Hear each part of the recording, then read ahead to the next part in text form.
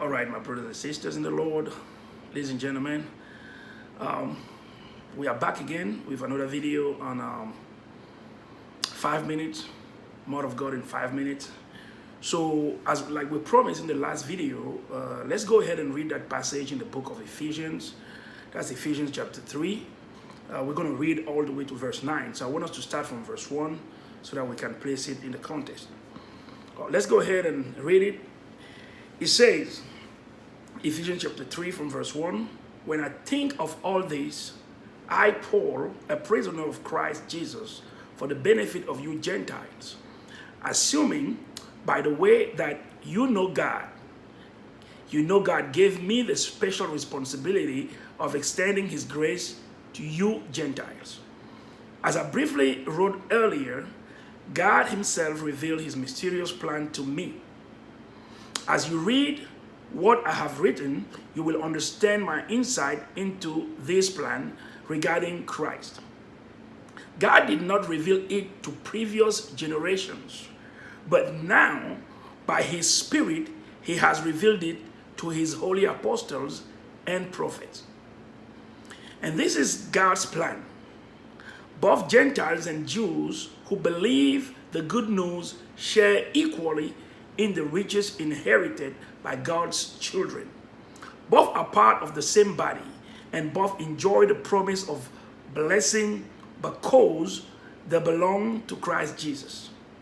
By God's grace and mighty power, I have been given the privilege of serving him by spreading this good news.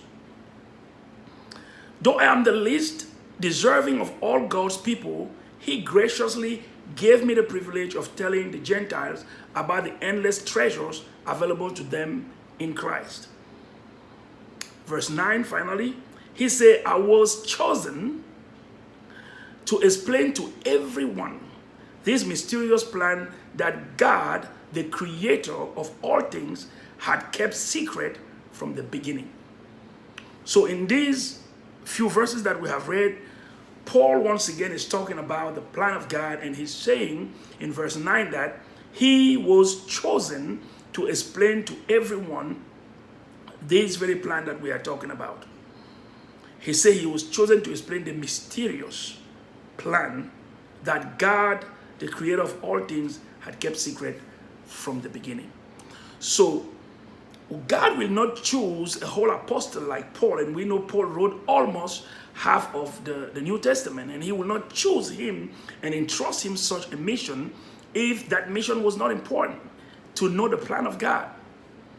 And like we have said in the previous video before this one, we say that we talked about the three builders, and we say that the three of them were building the structure, they were building a cathedral, and when they were asked what they were doing, one of them was basically saying that he's laying bricks.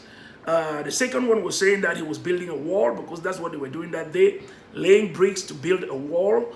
And the third one, even though he was doing the same thing like the two first one, he said that he was building a cathedral. So in that previous video, we were talking about perspective. How it's important to know the plan, to have the proper perspective that will finally help you to explain everything.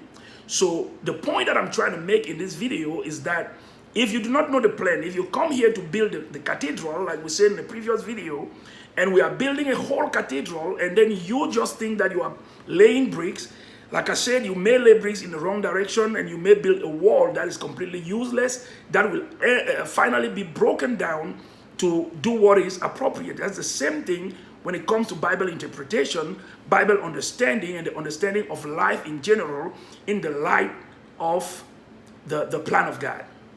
So you cannot get involved and neglect the plan of God. You have to know the plan. You have to know where God is going from and where he wants to get. That way you can easily explain and better explain the events and even the words that he uses. The word that he uses depend on the plan that he has. So you have to know the spirit behind what he is saying. And that spirit behind what he's saying is also reflected, it's better reflected in the plan that he had from the beginning. And I was saying that that's the reason why you see some people believe that we lost something in the Garden of Eden and all God is doing is trying to bring us back there. which is not the truth. So I want you to stay tuned with us and watch the next video to see what we have to say about this. Thank you very much for listening. Thank you for staying tuned to the Mouth of God in 5 minutes, and see you in the next video. God bless you.